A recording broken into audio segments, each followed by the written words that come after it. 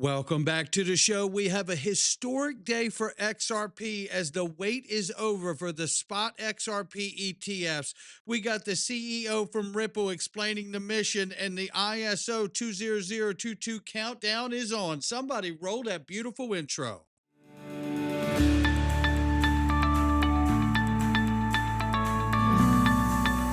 Digital Perspectives with Brad Kimes. Come on in.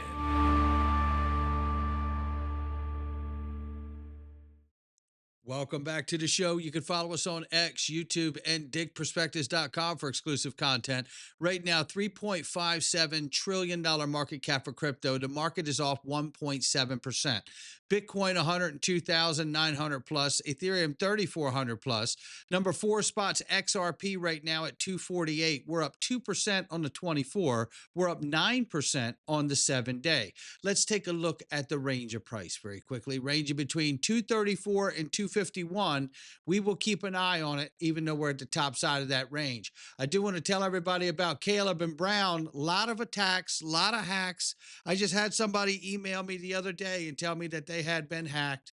I feel so horrible, and there's nothing that I can do. And I know that you want to reach out to me because you listen every day, and I'm grateful for that.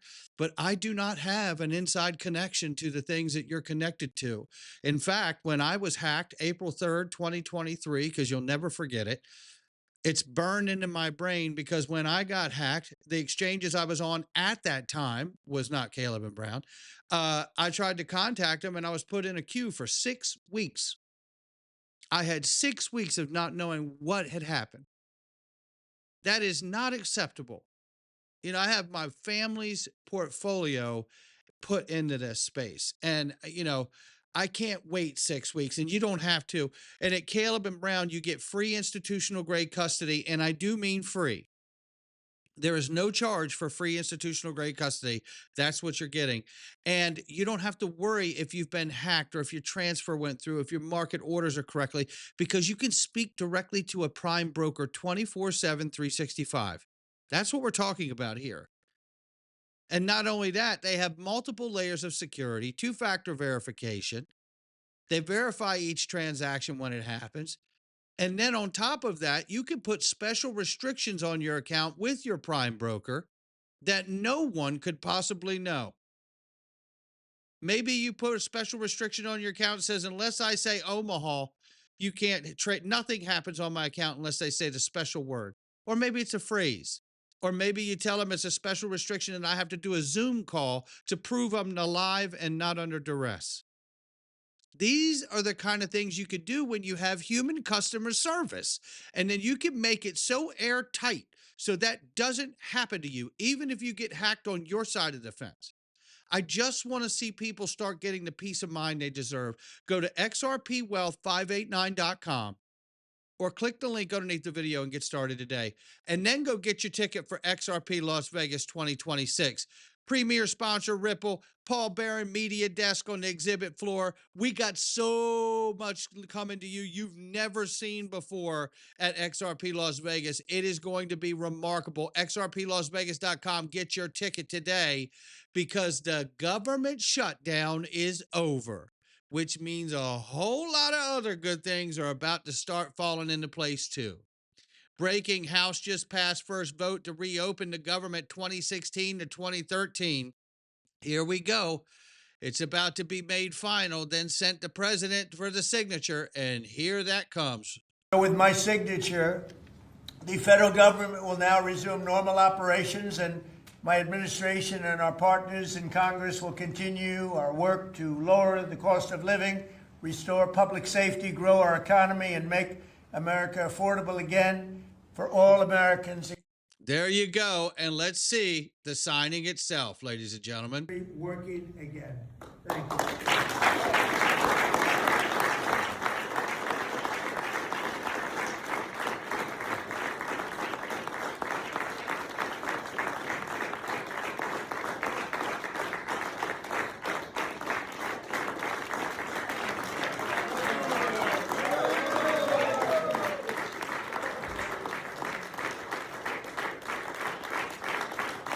Back to work, ladies and gentlemen, back to work. And we know we got lots we're waiting for, like the market infrastructure bill. Any day we should have that markup and get that done and ready and out on the Senate floor for a full vote, full floor vote. That's what we need to have next. And then once that happens, we pass and then we go sign to the president's desk and the market infrastructure bill becomes law. That's where we need to be. And hopefully we get there before the end of the year, like we've been told so many times by Senator Lummis and others. But here, this is exciting too. Breaking, Elon Musk says X money will be rolling out to the public very soon. And I asked a question, I can't help. X money equal XRP ledger? I don't know the answer. I think it's worth asking. I definitely think it's worth asking. I don't know the answer. But we know this answer. $9.3 trillion asset manager Vanguard that says they wouldn't touch Bitcoin is now considering offering Bitcoin and crypto products to its clients. And the dominoes continue to fall, ladies and gentlemen. Yeah, I think we know where that's going. You know, enough people out here say it's nighttime. It won't matter if it's daytime, right? You know what I mean? They're going to be doing it, right? That's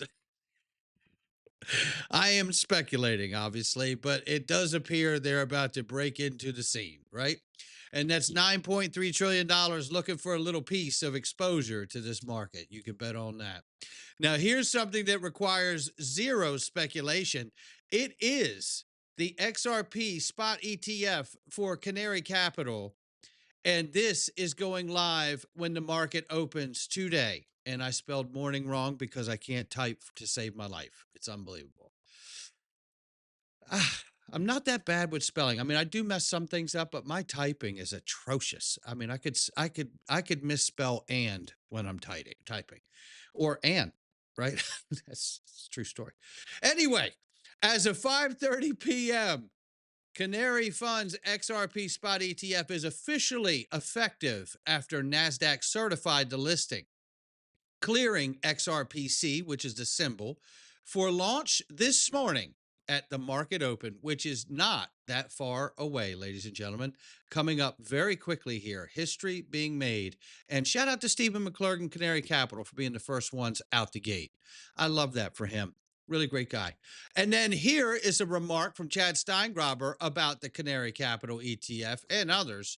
Take a listen to this thought. I think it's spot on. To go through the process again, on tomorrow's XRP Canary ETF launch, they will be trading the paper shares like a stock.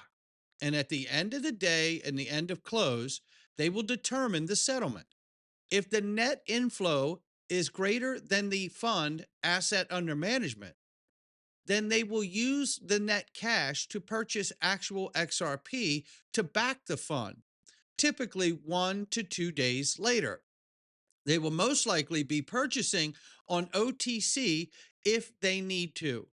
What we really want is the ETF to perform well in volume and net inflows. Then more of the ETF launches, creating a cumulative effect. This will over time cause buying pressure on the open market. This is exactly how it works. What he's explaining is exactly how this works. Now, with all of that being explained about ETFs, you have to factor in Evernorth and the fact that they're the world's largest XRP treasury, and they will also be buying. But they say primarily they will be buying off of the spot retail market, which is the exchanges where you and I get our XRP when we want it. And that is interesting because at some point we will be competing with them to get the last bit that's available. At some point, none of us know when, but I bet Evernorth has a better idea of what is out here in loose liquidity than we do. Meanwhile, 7 spot XRP ETFs launch in 12 days, marking a historic milestone for Ripple. Major players like Franklin Templeton, Grayscale, and Bitwise join the XRP ETF race.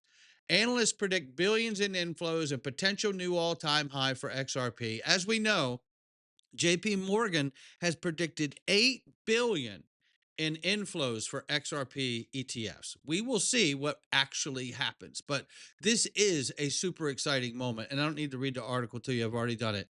But nonetheless, let's talk about this, as we know we're excited about the ETF to launch today and the many other that are in line to come.